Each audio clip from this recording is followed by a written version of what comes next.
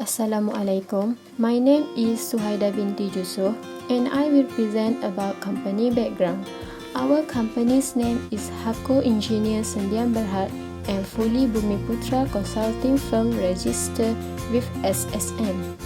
Our company established on the 19th August 2001 in Batu Pahat. The main activities of our company is to carry out consultation in civil and structural works. In spite of consulting, Hako Engineer also expertise in planning and scheduling project design, proposal, quantity surveyor, and designing construction.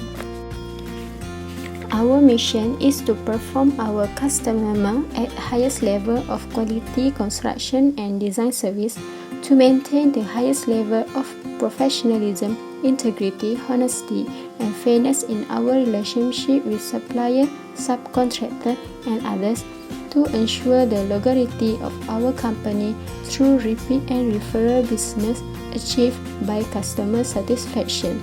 And our vision is be the world's premier engineering, construction, and project management organization by achieving extraordinary results for our customer, building satisfying career for our people, and earning a fair return on the value we have delivered. This is our organization chart.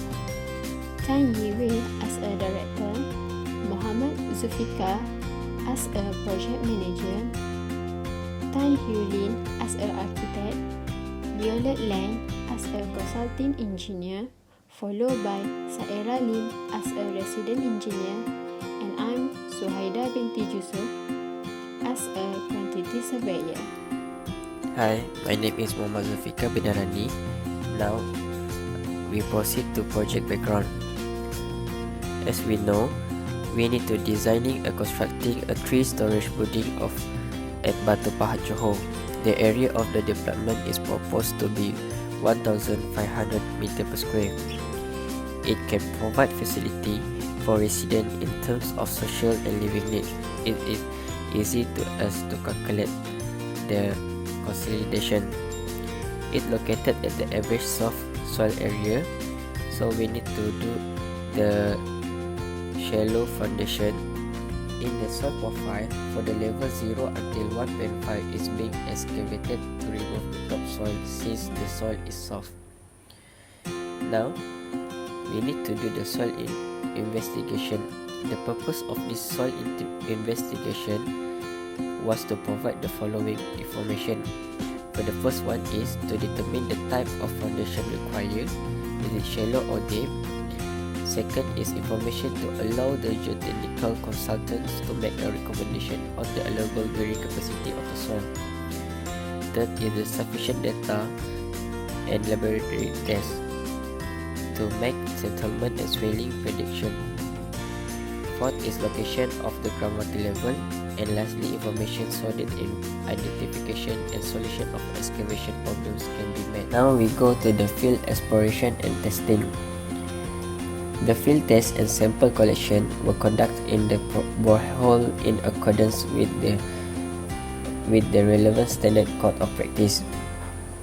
There are 2 types of samples we collected. The first one is disturbed samples and the second one is undisturbed rock samples. There are 2 testing we use, which is standard penetration test (SPT), and second is disturbed and undisturbed soil samples. Now we go to the laboratory testing, where all collected soil samples from the borehole were brought to the laboratory for necessary testing. There are 2 laboratory testing. The first one is direct shear test to determine the consolidated drain strength properties of a samples. Second is Atterberg limit test. It is for plasticity index, may be considered as a measure of the cohesion processes by a soil. Now I would like to talk about the calculation for designing of foundations and checking of settlement. Firstly, we have to calculate the ultimate capacity of roof house. Here's the column and piling layout plan. We can determine the site data and load on each column from the drawings. They have two group piles used in the drawing, which are 2 group pile and 3 group pile.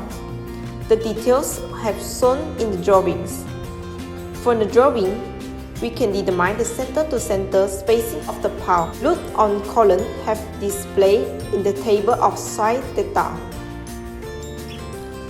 After that, we can determine the soil properties and length of the pile from the bore log.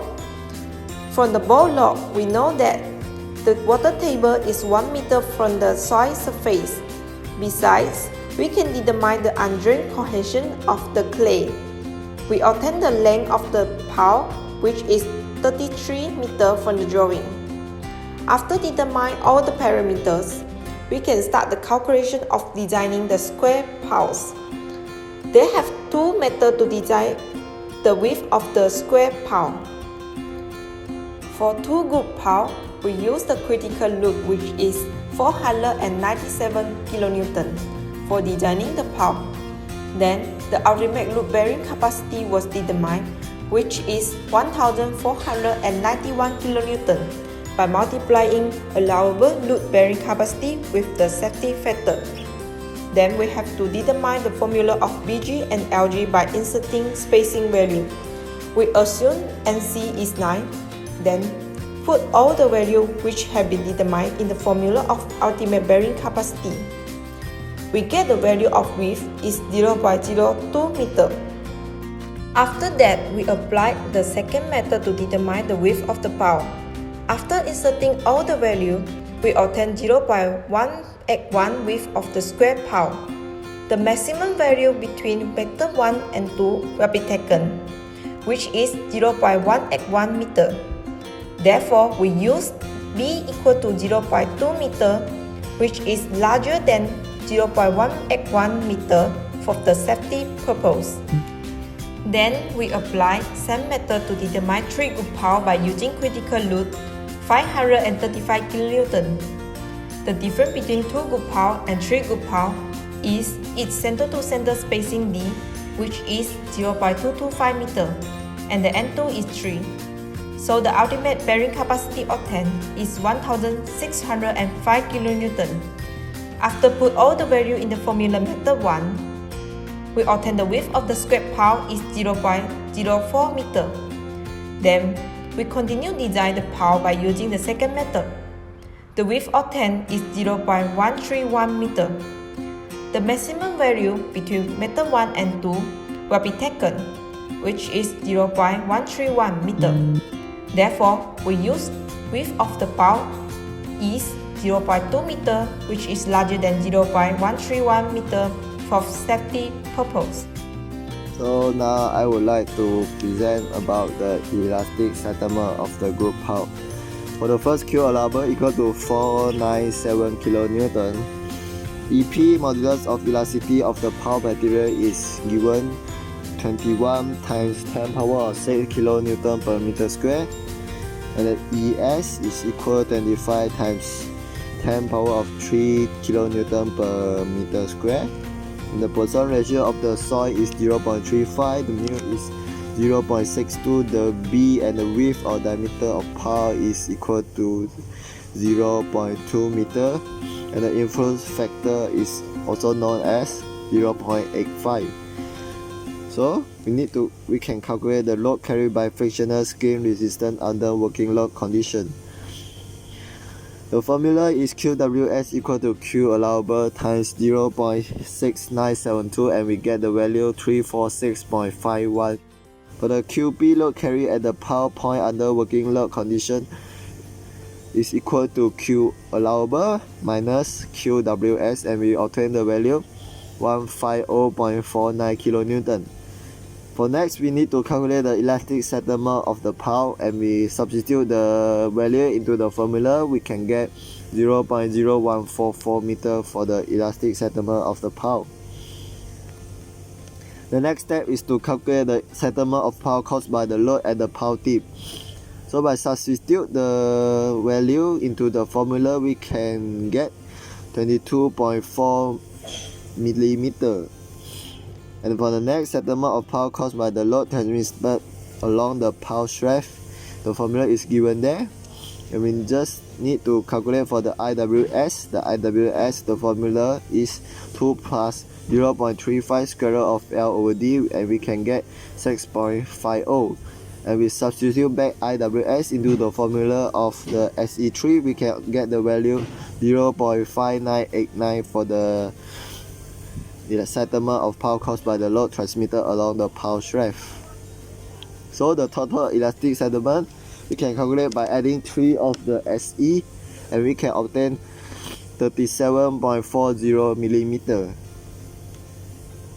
And then for the BG, the formula is M1 minus 1D plus 2D over 2, and we get BG is equal to D, so we get 0.2 meter. For the SEG, the formula is square root of BG over D times SE, and we get 37.40 mm for the SEG. And next, for the Q allowable 535 kilonewton, is actually the procedure is same for the previous, so we just change the Q allowable to 535 kilonewton, and then we calculate the QWS, we get 373 kilonewton. The QWP we get 162 kilonewton.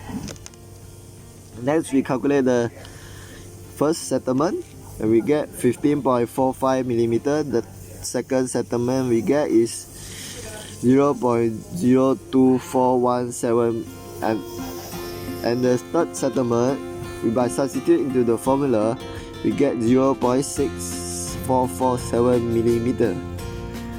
So the total elastic settlement, we add on 3 of them, when we get 40.26 millimeter. Then we can calculate the BG. So it's still the same, the BG is equal to D, and we get 0.2 meter, and the SEG we get from substitute back into the formula, and we get 40.26 millimeter. Hi, my name is Tan Hui Ling. Now I'd like to present about the consolidation settlement of group POW. For consolidation settlement, there are 3 assumptions, where first one is we assume the POW group to be a solid foundation with a depth of 2/3 the length of POW. Second is the effective stress at midpoint of the clay layer is used to compute the settlement. And third, the consolidation equation given is the compression index times the thickness of clay layer divided by 1 plus the initial void ratio log the initial effective stress plus increase of effective stress divided by the initial effective stress. Based on this diagram, we obtain the information from the soil profile, where the total length of the POW is 33 meter, the clay layer is 2 meter, and the saturated clay layer is 23 meter, followed by the saturated sandy clay layer is 0.45 meter, and the saturated silty clay layer is 8.55 meter plus 0.35 meter. Now I'll proceed to the calculation part for the 2 POW, where the critical load is 497 kilonewton. Given the length of POW group is 0.65 meter, the width of POW group is 0.2 meter, the length of POW is 33 meter, the compression index is 0.52, and the initial void ratio of layer is 0.74. We sub in the formula, where the formula is 2/3 L equals to 2/3 times 33. We obtain the value of 22 meter. And the H is the thickness of the layer is 33.35 minus 22, we obtain 11.35 meter. For the settlement of clay, we use the formula of increase of effective stress due to POW load is equals to the critical allowable load divided by the length of POW plus the distance of Z to the middle of clay layer times the width of POW plus the distance of Z to the middle of the clay layer. We sub the value of 497 divided by 0.65 plus 11.35 divided by 2 times 0.2 plus 11.35 divided by 2. We obtain the value is 13.3748 kilonewton per meter square.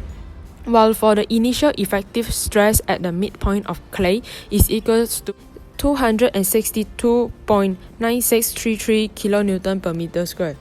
For the total settlement is the addition of elastic settlement plus consolidation settlement, where we obtained from the previous calculation is 37.4 plus 73.082. The total is 110.482 mm. Now we proceed to the calculation for 3 PAL, where the critical allowable load is 535 kN. Given that the length of PAL is 0.65 meter, the width of PAL group is 0.2 meter, the length of PAL is 33 meter, the compression index is 0.52, and the initial void ratio of layer is 0.74. We sum into the formula of 2/3L, we obtain 22 meter. Now the thickness of the clay layer is 33.35 minus 22, you get 11.35 meter. Now for the settlement of clay layer, for the first one is the increase of effective stress due to PAL load is equals to the critical allowable load is 535 divided by 0.65 is the length of PAL plus the distance of Z to the middle of clay layer is 11.35 divided by 2 times the width of PAL 0.2 plus the distance of Z to the middle of clay layer is 11.35 divided by 2. We get the value is 14.3974 kN per meter squared. Now for the initial effective stress at the midpoint of clay layer, where the unit weight of clay times the thickness of the clay layer, we total up and get 262.9633 kN per meter squared. While for the consolidation settlement of clay layer, the compression index is 0.52 times the thickness of clay layer is 11.35 divided by 1 plus the initial void ratio is 0.74 log the initial effective stress is 262.9633 plus the increase of effective stress is 14.3974. Finally, I am going to present the conclusion. The purpose of a foundation is to hold up and hold together the structure above it. In conclusion, from this project, our group has learned how to calculate the design foundation using the method that required in deep foundation. Now, I am going to present about the discussion. From the soil data, every placement of column was determined with each of their load check. The sizes of the column was determined by using the ultimate capacity of group PALs by using the program Excel, and it was checked again to correlate the tabulated data by using manual calculation on the most critical allowable loads of the columns, with Q allowable equal to 497 kN and 535 kN each respectively. From the manual calculation, based on the critical allowable loads as the sizes are square column, the bases were 0.181 meter and 0.131 meter each respectively. Hence, the sizes were fixed at 0.2 times 0.2 meter, which is larger than the calculated values for safety purposes and easier works. The total elastic settlement of the most critical loads 535 kN is 40.26 mm, while the consolidation settlement of the most critical loads of the PAL group is 118.783 mm. The increase in stress is under the influence of the load on the PAL group. When the PALs are embedded in a uniform soil, as in friction and end-bearing PALs, the total is assumed to act in a depth of equal to 2/3 of the PAL length. Therefore, both the elastic and consolidation settlement of the most critical loads of group PAL are in a good design, as it is able to sustain the load of the structure.